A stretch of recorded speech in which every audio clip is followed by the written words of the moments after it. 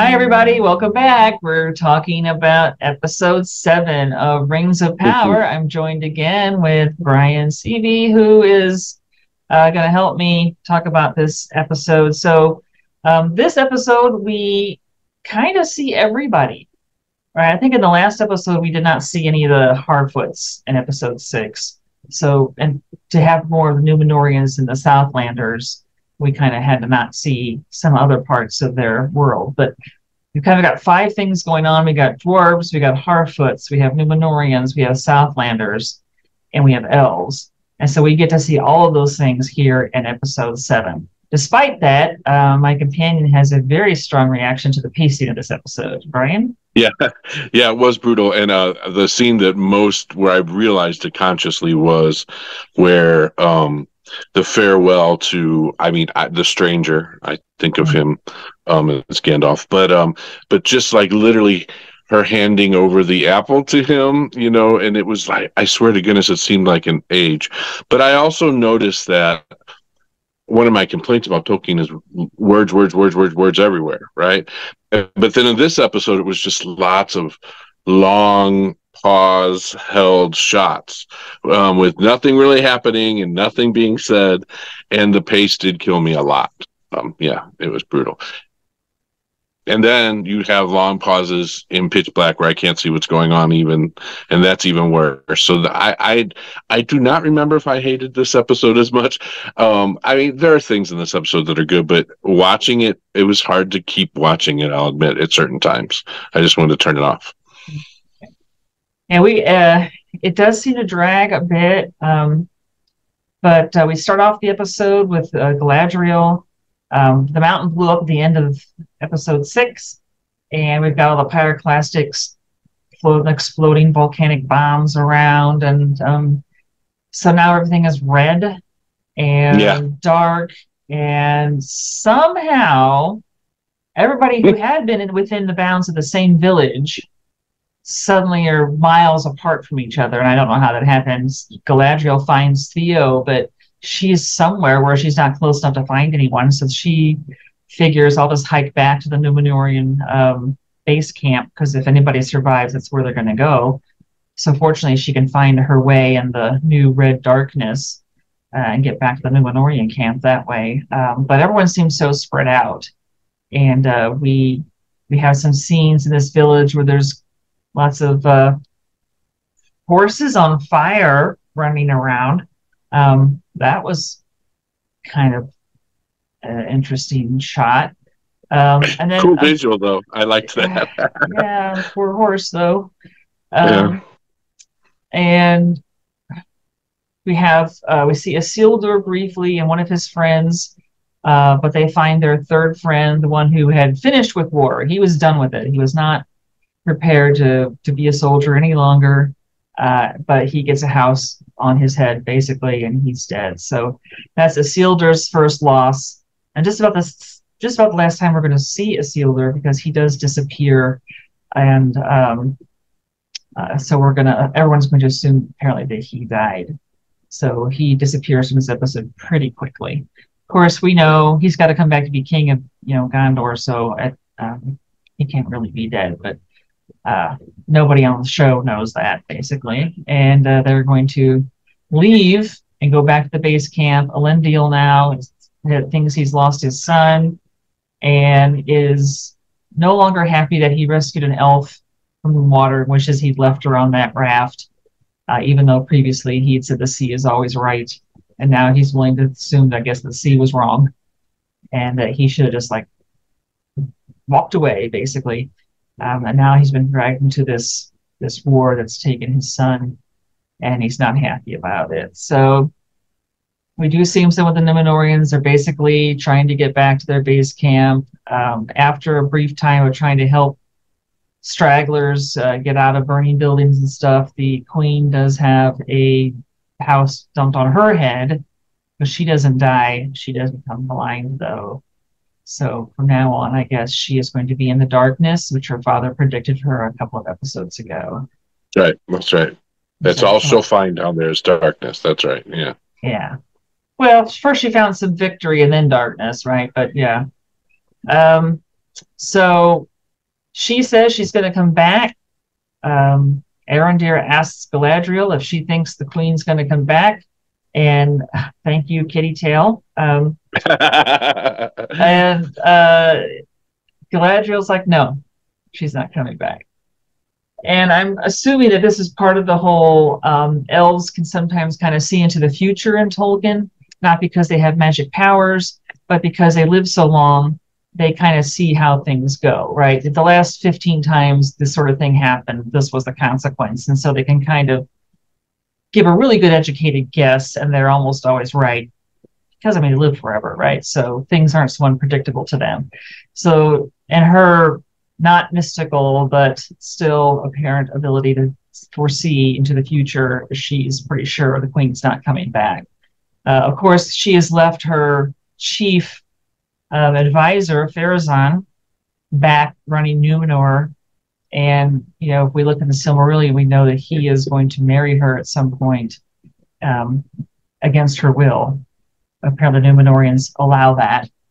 And he's her cousin, I believe, but they like cousin marriage is fine too, I guess, in the royal family. And so we know from the Silmarillion what's probably going to happen to her, but they might change it for the show. We don't know. And that is, I guess, one good thing about the show with not necessarily Muriel or Pharazôn or Galadriel, but with the characters who are new, like Arondir or Theo or Bronwyn. We don't know what they're going to do, and we don't know if they survive because they don't have to, right? They're new, they're not in the books, so their stories can develop without ever going, yeah, okay, look, Galadriel's going to have to live, Isildur's going to have to live, you know, this will have to happen. Yeah, sure, those things will have to happen, but what's going to happen to Bronwyn or Theo or Arondir, you know, right? We don't know. So more of them, perhaps, and less of the characters from the Silmarillion might be better to make the show a little more, make people watching it guess a bit more about what's going to happen in the future. Yeah.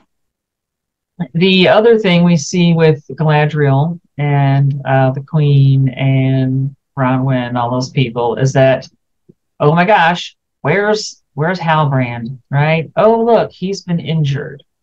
Now, of course, we've all, I don't know if this is, I think this is a spoiler. I think everybody watching at this point had figured out Halbrand is going to be Sauron. So clearly he can't actually die.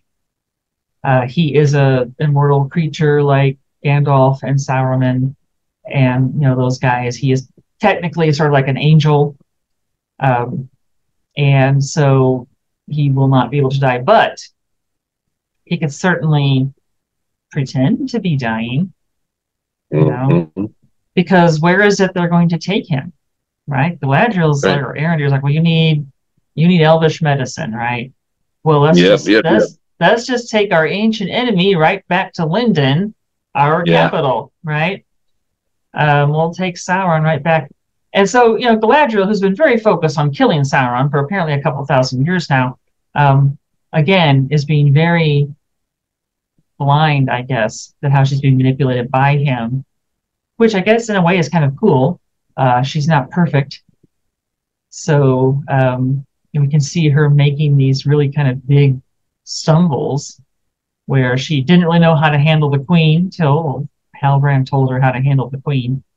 And now, you know, she's been suckered in by Halbrand to think that he's the reluctant true king of the Southlands. He doesn't really want it. He's never asked to be king, right? And he does the whole, you know, performance about how, you know, over the past several episodes where I don't want it and this is not, you know, whatever. And she's like, no, you're the true king. You should go ahead and like put that crown on your head, you know? And he's just like, no, not really. But obviously, Sauron's playing a much longer game, and he would like to get back to Lindon and see what Celebrimbor is doing with Mithril and whatever else. Celebrimbor, who is the grandson of Fëanor, and Fëanor was the big dude who made the Silmarils and the Palantiri and probably a whole bunch of other things that no one else has ever been able to replicate, right? Because Fëanor was this mad genius guy. So Sauron wants to see what Mad Genius guy's grandkid is doing at Linden. And well, this is going to get him right back there, right? He's injured, but they still stick him on a horse and they gallop off. And I'm thinking if someone's got something, a sword to the gut or whatever, I don't know that you're riding a horse, and I don't know you're staying conscious. I'll hear this horse is galloping. But, everyone else seems to be cool with it. So all he has to do is pretend to be dying for a little while and he will get what he wants, right? He will be with Celeborn. He even seemed to be acting a little melodramatic, I think for us viewers a little bit. Yeah, that was a cool scene because, the first time watching, I remember my gut being like, no, don't send him to get elvish magic. And I wasn't so sure at the time, although I suspected he might be. But yeah, I just could tell. I mean, by that point, I really didn't trust him, that's for sure. And anything he said or did, yeah. And so it's kind of sad that the Southlanders have been led to believe he is their rightful king. And they'd had him for like one day, right? He showed up the day before, coming in with the Numenoreans, and then within a few hours of that or a day, the orcs blow up the mountain, and now within another day or so, he's injured and being taken off to Linden to be healed, and he's not coming back. So yeah, they've had a king for like 48 hours. They've waited for a couple thousand years, and they didn't really get what they wanted there. So we'll have to see how the Southlanders face losing their king and finding out perhaps that their king wasn't who they thought he was, and with how they'll react to that. What will Bronwyn think? What will Theo think? We were starting to believe in this guy, and boy, turned out that was the wrong choice, because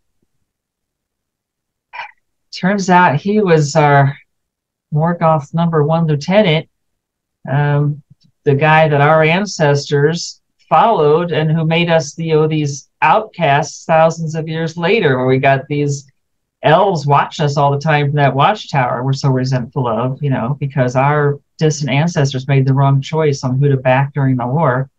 And here's the chief guy that we were following around, really, and we were about ready to follow him again. Yeah.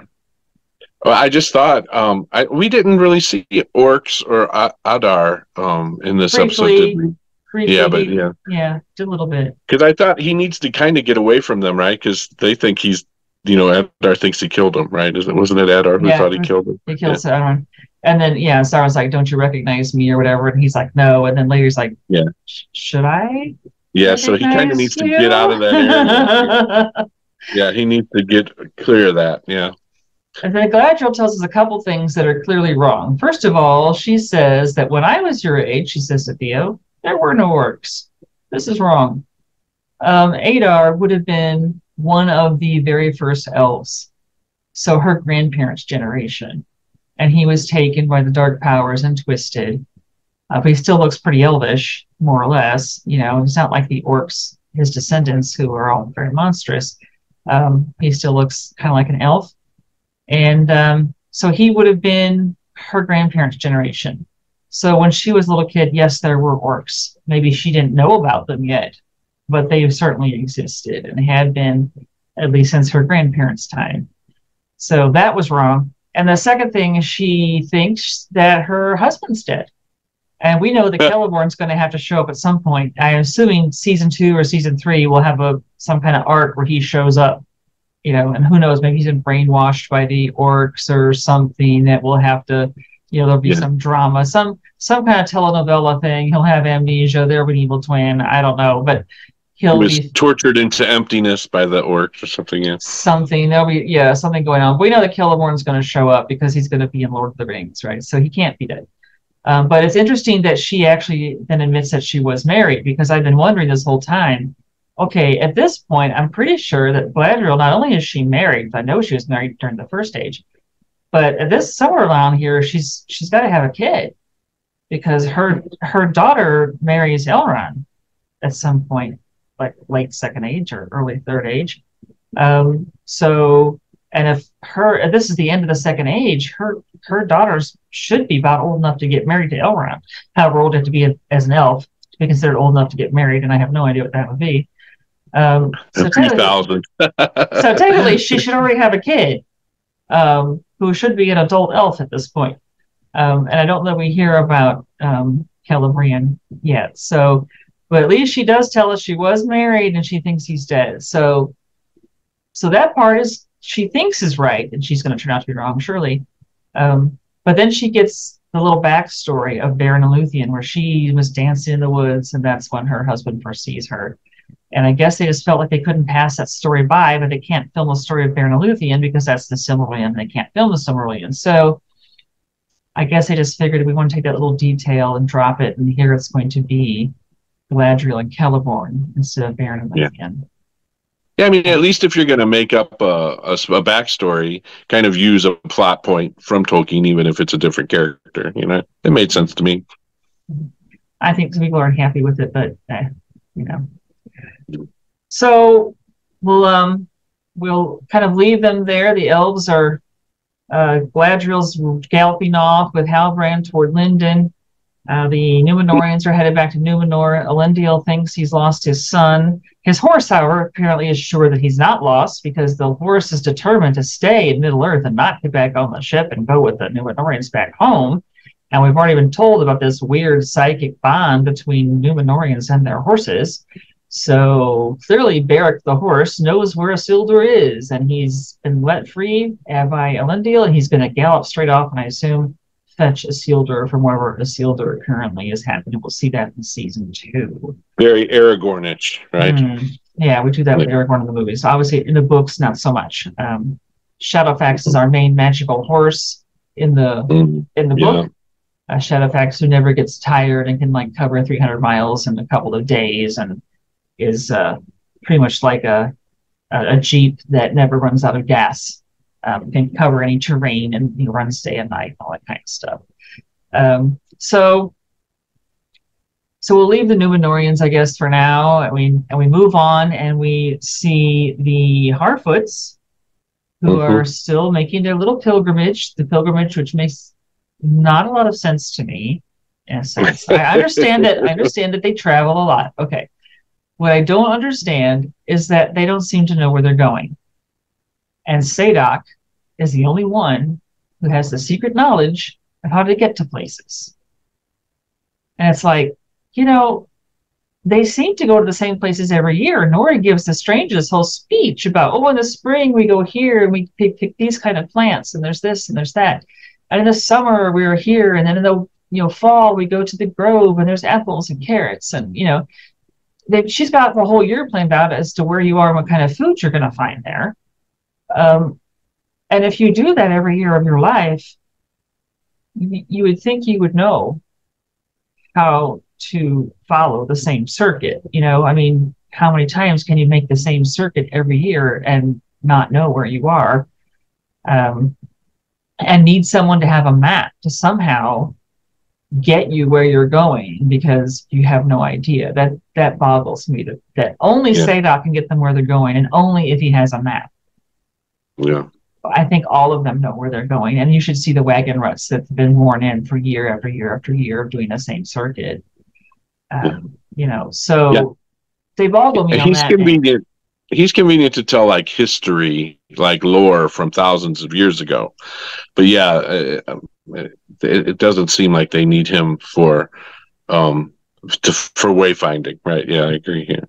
Yeah. So in this episode, we see the stranger trying to help them get some food, because when Mount Doom blew up, it flung boulders out everywhere, and apparently managed to get some boulder hundreds of miles away, and very conveniently, or inconveniently if you're a Harfoot, smash everything they had come to harvest. And so the stranger has to fix that. It doesn't seem to work. They kick him out. He leaves.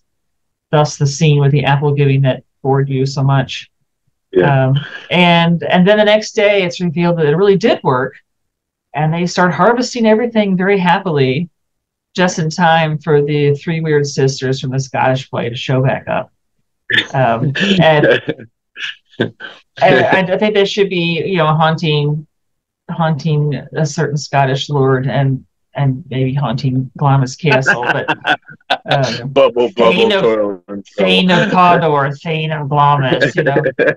Um, and I like the look of them. They're very androgynous. And the one that seems to be the leader, I swore the first dozen times I saw the like production stills of that character, I was sure it was a teenage boy.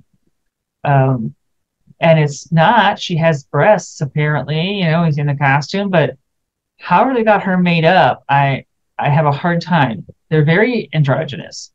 Yeah. And my mind wants to pick one or the other, you know, and then like, but apparently they're all weird women. Weird in the WYRD sense. Yeah. And they've come along looking again for the stranger. Nori tries to give them the wrong road. They blow up everything the Harfoots just collected over the course of the day. All their food goes up in flames. All their carts go up in flames. Technically, they should just be standing around here waiting to die, right? Because without your cart, what are you if you're a Harfoot, right? It's got all your stuff in it. Right. And yeah, but then her father gives a speech. Apparently they can't go like 10 miles east or west and find another grove that has apples and carrots, but you know, there's only one.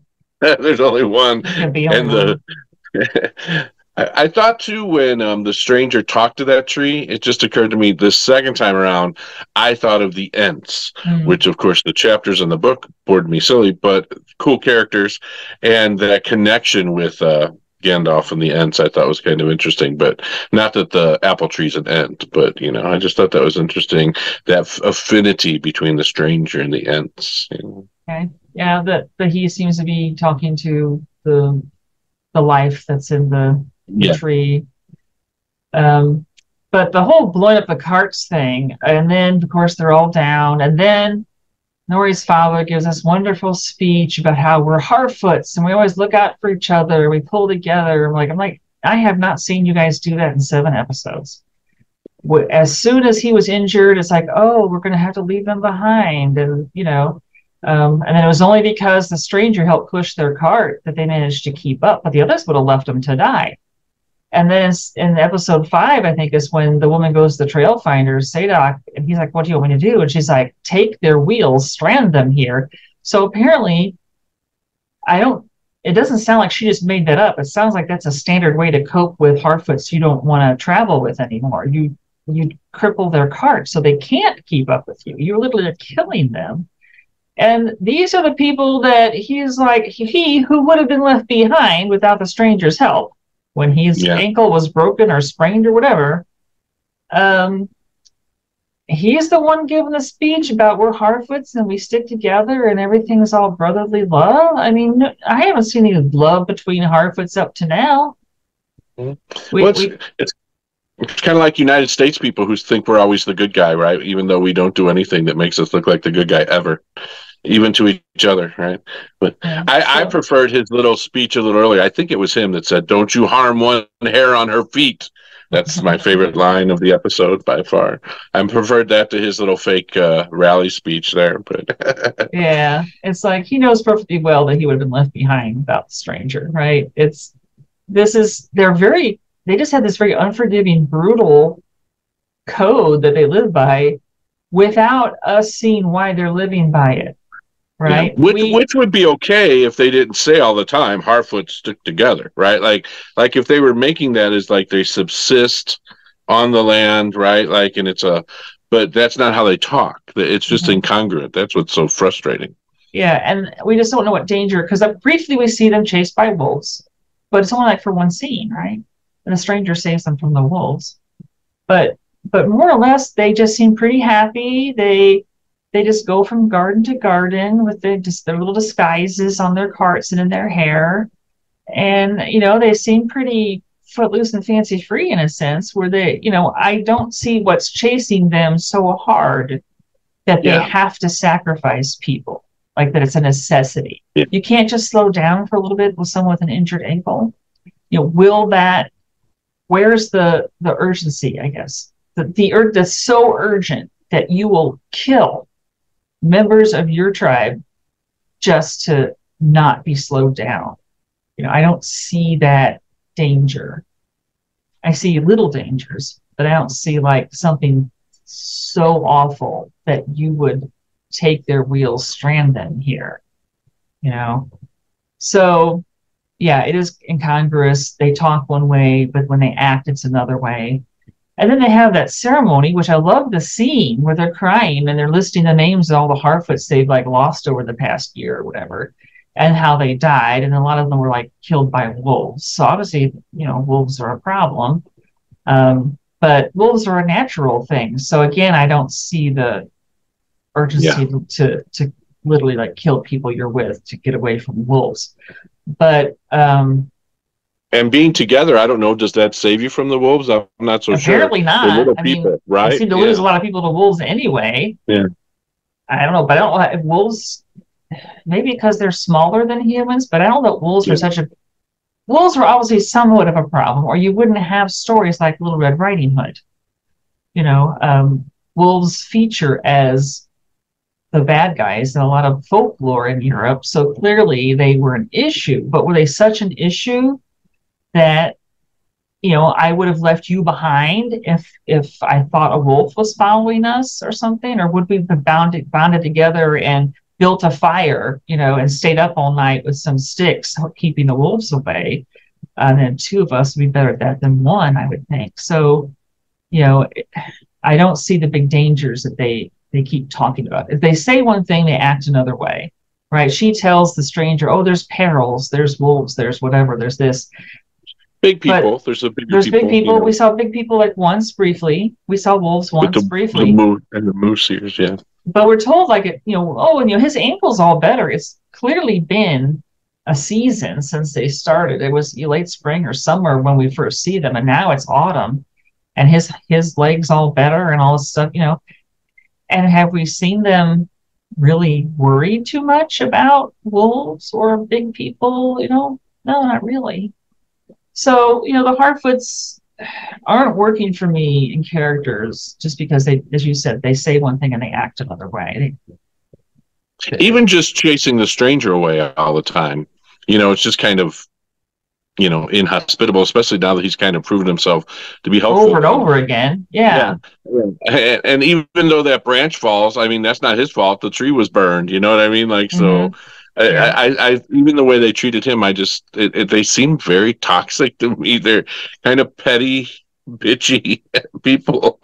Yeah. I mean, he helps push the cart so they didn't get left behind. He has gathered food. He saved them from wolves. He's now at least tried to produce food for them. Even if he failed, he still tried. And then it turns out the next day that he really didn't fail. He did succeed. He made a lot of food. Well, they asked him to do that, And he's, every time they turn around, he's doing something for them. And they're trying to banish him again. It's like, oh, that stranger, ever since the stranger showed up. Well, ever since the stranger showed up, he keeps helping you out. So, I don't know. The Harfoot stories, I hope they make more sense next season, because they certainly didn't make a whole lot of sense this season. So basically now, the dwarves and the elves. The dwarf scenes, I love the dwarf scenes, and I still think Disa is one of my favorite characters ever. Love her. Yes. Clearly, Durin found the right woman to marry. She is behind him 1,000%. This is her guy, and her faith in him is unshakable. And I just love that. But then his faith in her seems unshakable as well. I mean, they are a very well matched power couple. They seem completely in love and absolutely faithful, and they trust each other and believe in each other, and they're great. And I love her. But he's very lucky. They're very lucky. Yeah. Yeah. And so we get, the scenes with Elrond explaining we're all going to die. And maybe this is, although I like the dwarf scenes, it feels a bit hollow when we don't really know what's going to happen to the elves, because there's it's the underpants gnome thing from South Park, right? Steal underpants, ? Make profit, right? And then this is like trees, leaves curl up and turn black, ? Elves are all dead by spring. What is that in the middle? How do we get from this tree is dying to all the elves will die by spring unless we go back to Valinor, or we have some kind of infusion of mithril or something we do with mithril and it'll save us all? Who came up with that? Was it Celebrimbor? Was it Gilgalad? Was it somebody else? I mean, who does the decided? king, is it the king who says it to, isn't it the king who, or is it Celebrimbor who eventually says it to Elrond, and they touch the tree and they're looking at the tree. But I still, you know, trees and elves, okay, cool, light, whatever. But yeah, ipso facto, the tree's dying, so all elves will die. That really doesn't make any sense in the Tolkien universe to me at all. Yeah. Or any universe. I mean, there needs to be a middle, but that between the stealing of the underpants and making profit, there is something going on. Oh, you disappeared. So, yeah, it's like there's no middle. There's a big question mark. And so it seems to me like if we knew more about what was going on, the mechanics of what's going to happen to the elves, how are they going to die? Are they just going to drop dead? Are they going to turn into like little leaves and become all black and like float away? And, or is it like a plague? Is it a disease of the mind? Will just sort of like become untethered and just sort of like leave their bodies and go back to Valinor dead? I mean, yeah, we don't have any idea. The elemental connection between mithril and leaves, like between like mineral, right, and biological, like that just seems like the wrong solution anyway, right? Obviously, that's why they need it so that they can have the dwarves involved in this, right? And we know mithril becomes important, but it just in this episode, I mean, in this series, it didn't make sense. He throws that little piece across the table and then the leaf uncurls, but it just seemed like a weird connection anyway to me. Yeah, I think I don't feel like with the Harfoots, and I don't feel their urgency on why they would like literally strand their own people. I don't feel the urgency on the part of the elves. Gilgalad, again, to me, he seems more like a middle manager. He doesn't seem very regal. And he's just kind of like defeated. He's like, well, I guess we all got to go back to Valinor. It's like, why? Yeah. Well, again, kind of a whiny, toxic king, right? Like great king or high king or whatever. Yeah, he doesn't seem very effective now. I mean, Sam does that little ditty in Fellowship of the Ring. Gilgalad was an elven king. Of him and the minstrels sadly sing, the last whose realm was fair and free between the mountains and the sea. So he's remembered thousands of years later as being this great king, but we're not really seeing that in this show. He seems defeated. He seems confused. He seems kind of petty. I mean, he wanted to get rid of Galadriel, right? The first episode, he's tired of her looking for Sauron. So it's like, oh, guess what? I'll just send her back to Valinor. I'll call it a, bonus kind of thing. Look, you're such a great swordswoman, and you've done such a great job as a commander of the army. So I'm gonna like banish you back to Elfland. Yeah. Bye. Yeah. Well, even the blind queen of Numenor has more gravitas than him, right? Like it just doesn't, which should not be, right? She evokes more authority than poor Gilgalad, and I don't know if that's the part they wanted him to play, or if the actor doesn't have it, or just has been told not to display it, or whose decision was this? He just seems ineffective, petty. I mean, and he and Celebrimbor have this whole thing where they're going to like lie to Elrond about why they want him to visit the dwarves, and it's like, dude, you're supposed to be the High King. Yeah, it's not very elven. Yeah, and you're not very kingish. You're like, oh, hey, Celebrimbor, let's trick Elrond into going to visit the dwarves for us. Why? Why do you have to resort to these sort of little squabbly lies and this, why just tell him I'm the High King. I order you to go to see the dwarves because I want you to find out some things. It clearly Elrond keeps his word, right? He's been risking everything in the last couple of episodes not to tell what Durin told him, even though Gilgalad and Celebrimbor already knew about Mithril. So him keeping his word changed nothing. But clearly he's a guy who keeps his word. All he would have had to do is say, hey, Elrond, I'm your High King. I command you to do this and tell no one. And if he says, okay, yes, I'll do that and I'll tell no one, he's not going to tell anybody. I mean, but even especially because there's a reason for it, right? Like, when you're tricking them, yeah, I mean, apparently you have a motivation because of this weird motivation. But I mean, yeah, that would be how a king would operate, right? Like, I need you to go and use your connection with the yeah. Why keep that a secret, especially when you've already told the old smithy over there? But yeah, I Elrond gets a great line when he's talking to King Durin, where he says, I think King Durin, and where he says, I'm unique, right? And I have the ability to see things that the elves do not, right? I thought that was a kind of cool thing that he played on that.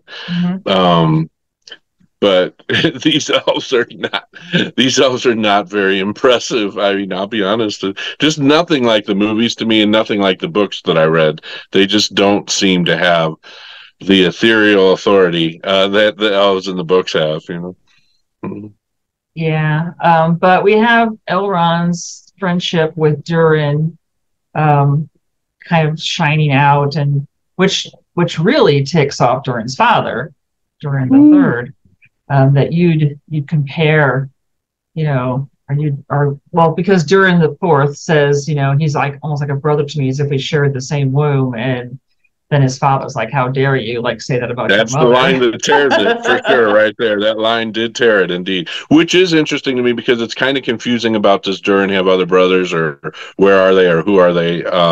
But that line definitely ticked the fire. It almost, I thought, well, maybe the other brothers of his were killed or something, and maybe that's why he reacted that way. But yeah, that was the line for sure. I think Disa gives us a line about how Durin's brothers aren't worthy, or how she doesn't. Of course, she's definitely backing her man, but she has some brief flash of the pan line about your brothers. So I guess there are brothers that could become the next king, and everyone had expected Durin to be that, but now that he's kind of been sort of not banished, but at least kind of disinherited, that it's going to have to be someone else. But we do get a great scene. I mean, this episode is lackluster in many ways, but the great scene with Durin explaining to his son, when you were born and your breathing wasn't right, and every night after your mother cried herself to sleep, I would take you and hold you by the fire and listen to you breathe all night long. And I knew that you were going to do great things and move mountains and be this wonderful king after me. And now you've disappointed me so much that you're not my son anymore. But the whole, this is a guy who loved his child so much he stayed up every night just holding him, listening to him breathe, is a great scene. Not just because it's but because certainly men in fantasy movies and novels are not always very nurturing. Right. And as someone who would do this every night for their child, that's something that really gives us a lot more character development and a feeling about how the dwarves feel about their families, and things you might not get. Yeah, even in my personal life, when you have a father who just didn't know how to be successful as a father, and so many people I work with in recovery and as a pastor and all those things, this is so very true of men, where when you're a baby, they do these things, right, and then all of a sudden, as you grow and you don't, you're not what they want to mold you into, right? The image that they want to be. And so they try to mold you into the image of their regrets or whatever. But, and it becomes very brutal with your father. So that's why that scene was so moving to me, because I know so many men, very traditional, fathers and sons clash, mothers and daughters clash, sons and mothers get along better, fathers and daughters get along better, as a rule in Western culture. But yeah, so I thought that scene was extremely, extremely touching. And when he said, that you would move mountains or whatever, and it was beautiful, but at the same time it was an attack. That was a very powerful. That was the heart of the episode for sure for me. Yeah. Okay, and I love when Disa reads him for filth when she's talking to Durin. I mean, she completely reads him for filth, and then you get a nice little scene where Durin is, moderating it and putting it in perspective, and things like that. So I thought that was really excellent. Great ending, definitely. Well, near ending of the episode. Yeah, because then we have Durin and Elrond. They're going to go get the mithril themselves, and a leaf or something falls down and falls down and down and down and down. And what's down at the very, very bottom? There's that Balrog. And we know that eventually there will be a Balrog that, wipes out Khazad-dûm. Now, it can't come too soon because, we got to mine some mithril enough to, have some mithril swords and some mithril, at least one piece of chainmail that, Bilbo will be given and Frodo will wear during Lord of the Rings. And one assumes that the elves made more than one piece of chainmail, that most had been lost to time. So, there are many mithril ores should be coming out of that mine at some point, enough to make Khazad-dûm very rich and very famous for this ore that is only found there under their mountain. But there will eventually be the Balrog. So we have seen the Balrog very briefly. And first time I saw that, yeah, it was great. I got chills, just in the great, it was just a great electric moment for me when they panned down. I couldn't figure out what they were doing with that little, and then when you get the Balrog there, I was like, oh, I totally forgot about the Balrog. That was great. Yeah. So, yeah, and Gandalf says in Fellowship of the Rings, the dwarves delve too greedily and too deep. And, well, maybe they did it too deep, but too greedily. I mean, if things pan out the way they seem to want to pan out Rings of Power, then we're going to assume that dwarves might actually be helping try to save the elves. Yeah. And it's not good stewards. Yeah, they're good stewards of it, kind of, it almost seems. Yeah. Yeah, and no good deed goes unpunished kind of thing. They will get a Balrog for their efforts to save the elves.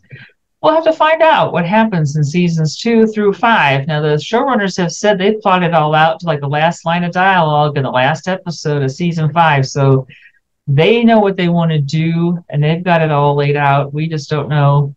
Season 2 was supposed to originally, I thought, air this October, but it's now November, and we still don't have an air date for season 2. My understanding was that everything had been shot before the strike happened, and so they had already, shut down production and were finished, I guess, just, pulling the episodes together. But they still delayed season 2 till sometime, I guess, in 2024. So I noticed a bunch of teasers when I went to look this up. Okay. If you look under the episodes of season 1, I haven't gotten to see them yet because I just noticed them yesterday when I was going to watch this. But I noticed several season 2 teasers down there. I got to go look at them. Okay, sounds cool. So now people go down and on Disney and see if you can find the teasers for season 2, and maybe we'll get some ideas on, is Muriel going to be forced to marry Pharazôn? What's going to happen to the Southlanders now that they're the guy they thought was going to be their king turns out to be Sauron? What are we going to do with the 3 elven rings? And will the dwarves finally start mining for mithril? And will the Harfoots finally start living the way that they talk? I guess we'll just have to start finding those things out. So what becomes of the weird 3 witches or whatever they are? Well, I don't think they make it out of the next episode. I think we bring them in and then we seem to kill them off right away. I feel like they're superfluous again, plot stuff. I don't know. Were they there just to try to get us to think that the stranger was Sauron, which never made much sense? Or are they just not really dead? Will they somehow reconstitute themselves in season 2? Because we don't know what they are. Right. Are they if they're Maiar like Gandalf and Sauron, and then they can't be killed permanently anyway, because they're technically angels. They are immortal. So don't know. Maybe they will suddenly show back up again and keep respawning. I have no idea. I'm trying to decide. I may wait to look at season 2 until after I rewatch the ultimate episode. And if you enjoyed our rambling on this episode, and I hope you did, if you didn't, leave us some comments or if you find that you disagree with some of our conclusions on what we thought happened and what we were taking from the episode, and you thought something different, put something in the comments. We'd love to hear from you. Remember to hit like or hit dislike, subscribe to my channel, and come back and watch more. And certainly for season 2, we will be waiting with bated breath to watch those episodes and let you know what we thought about those. So thank you, Brian, for joining me again. Thank you. And we'll see you later for our takedown of the end of the season 1 with episode 8. Yes, it is. Thanks for joining us.